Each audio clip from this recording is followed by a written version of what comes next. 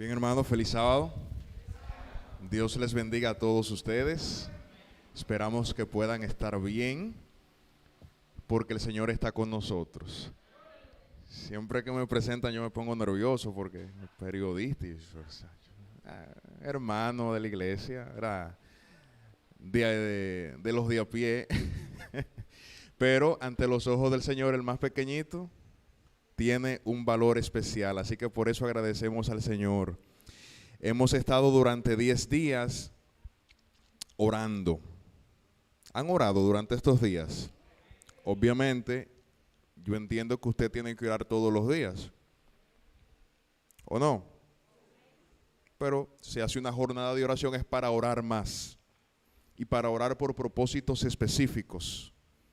Y durante 10 días la Iglesia Mundial ha estado desarrollando un programa especial de oración que concluye el día de hoy. Y el centro de los mensajes que hemos estado escuchando durante toda la semana ha sido el capítulo 14 del libro de Apocalipsis, que nos habla en una de sus porciones sobre el mensaje de los 3 ángeles. Y entonces en la parte introductoria se nos recordó una porción de Ellen White que dice que es responsabilidad de la iglesia predicar el mensaje de los 3 ángeles. Hay un compromiso que tenemos como cuerpo, como colectivo. Y yo quisiera en esta mañana hablarles un poco del compromiso precisamente.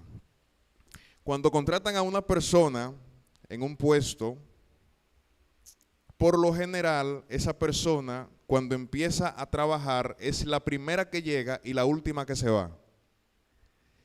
Pasa gran parte del día pensando en las cosas que tiene que hacer y cómo debe de hacerlas.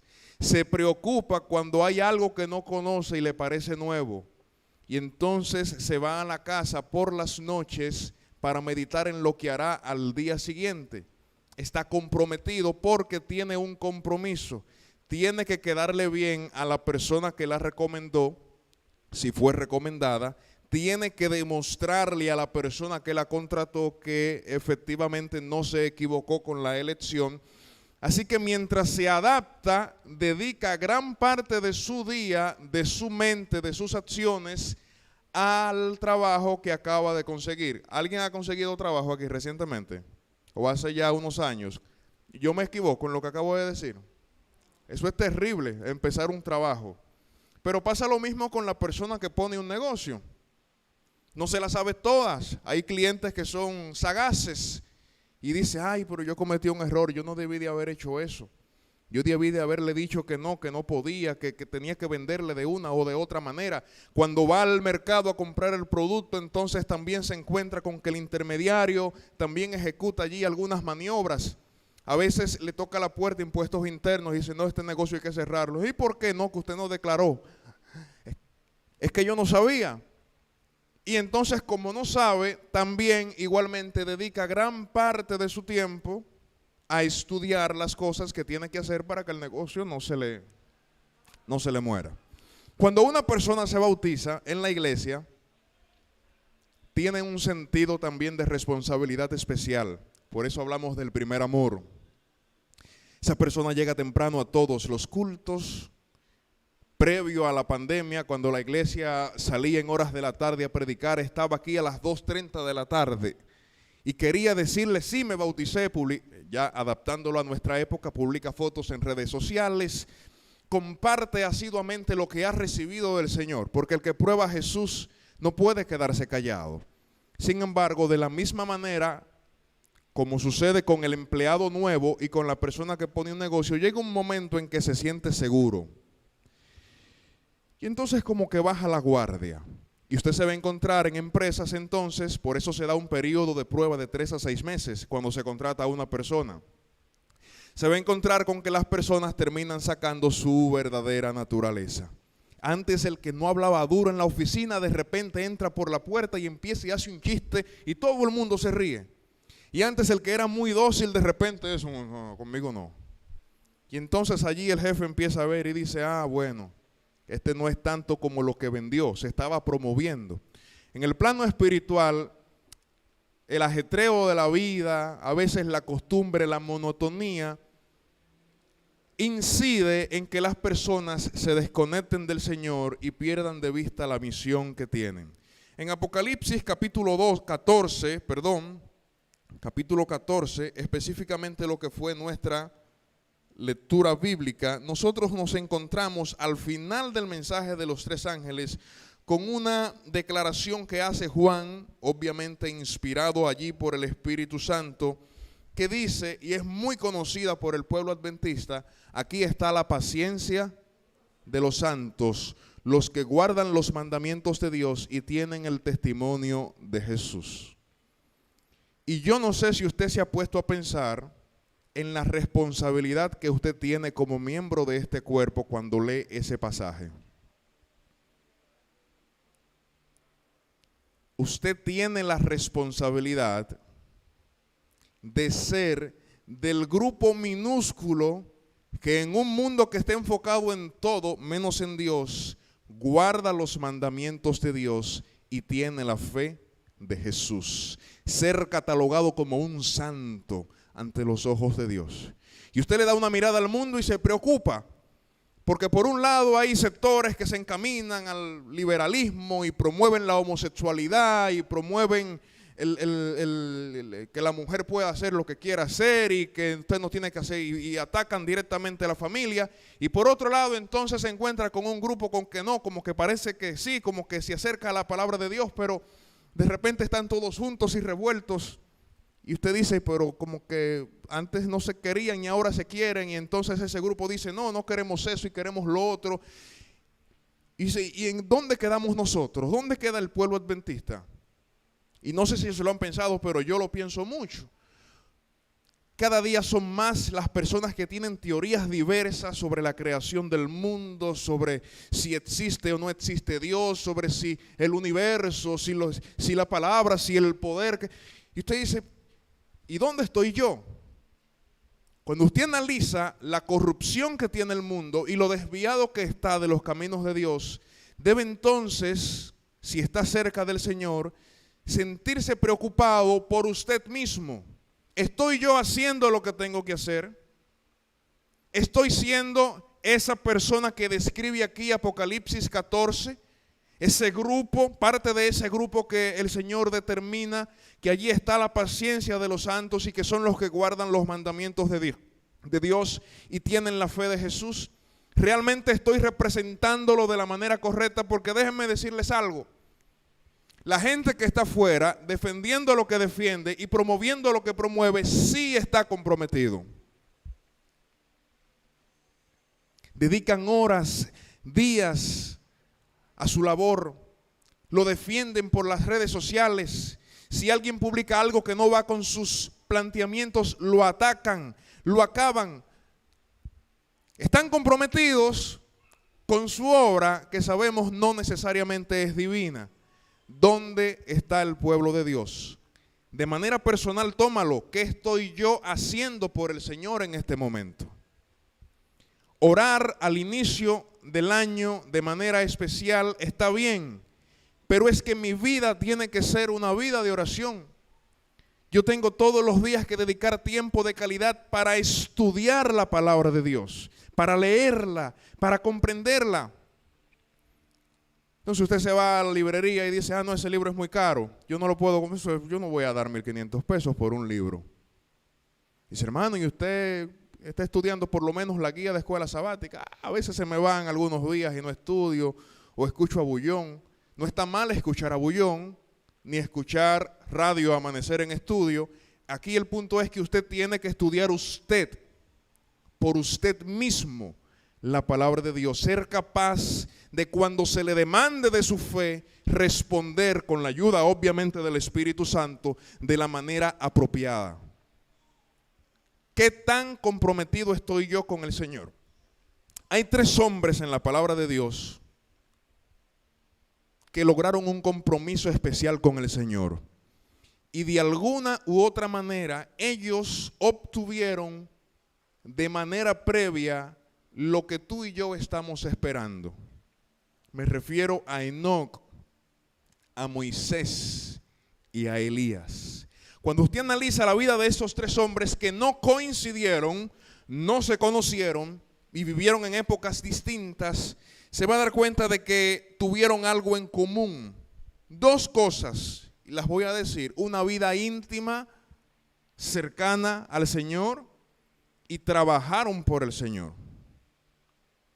Y el mensaje de esta mañana está enfocado en despertar en la iglesia ese deseo por testificar, por hablar lo que tenemos, por decirle a la gente que Cristo viene pronto, que este mundo está ya en la curvita, llegando a su fin, y que hay algo mejor para él porque Cristo ya lo proveyó en la cruz del Calvario. Y de paso está intercediendo por nosotros en los cielos. Esas dos cosas tenían Enoc, tenían Elías y tenían Moisés. Y los cito porque los tres están en el cielo, a la luz de lo que nos enseña la palabra de Dios. En Enoc usted se encuentra, por ejemplo, en el capítulo 5 del libro de Génesis. Vamos a leer algunos versículos. Capítulo 5 del libro de Génesis, los versículos 21 y 22. Usted se encuentra con lo siguiente. Este es un texto muy conocido. Vivió Enoc 75 años y engendró a Matusalén. Y caminó Enoc con Dios después que engendró a Matusalén 300 años y engendró hijos e hijas. Y fueron todos los días de Enoc 365 años.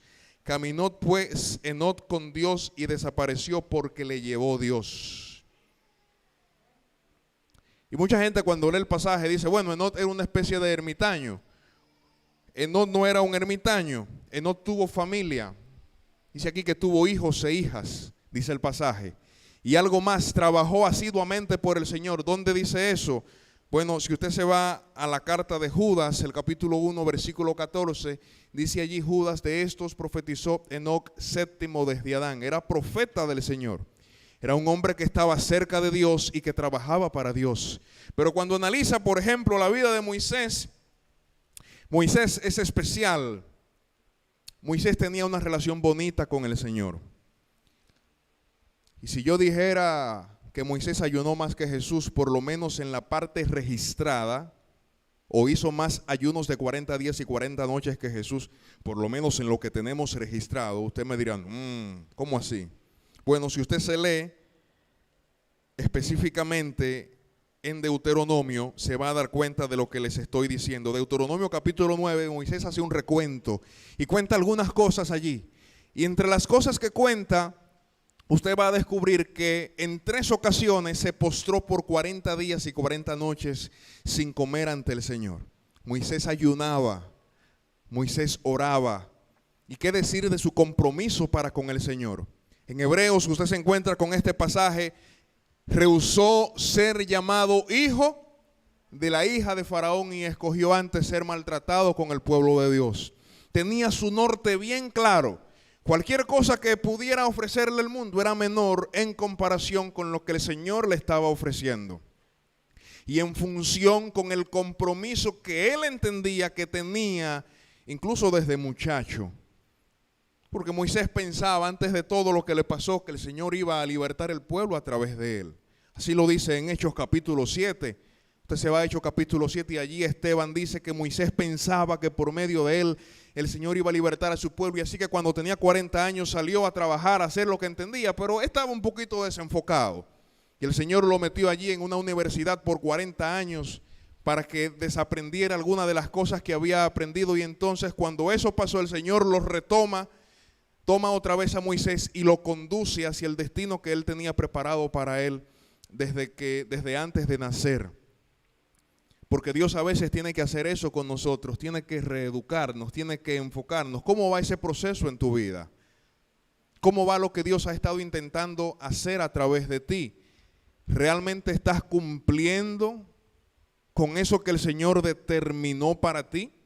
¿Te has hecho esa pregunta? ¿Estás haciendo menos o no estás haciendo nada?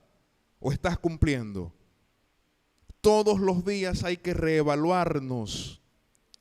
Porque si no estás cumpliendo con lo que el Señor te pidió que hicieras, no estás bien. Solamente voy a decir eso. Otro de los personajes que encontramos especiales, que logró de manera anticipada lo que tú y yo esperamos, Elías. Elías desarrolló un ministerio espectacular en un momento de crisis en el pueblo de Dios.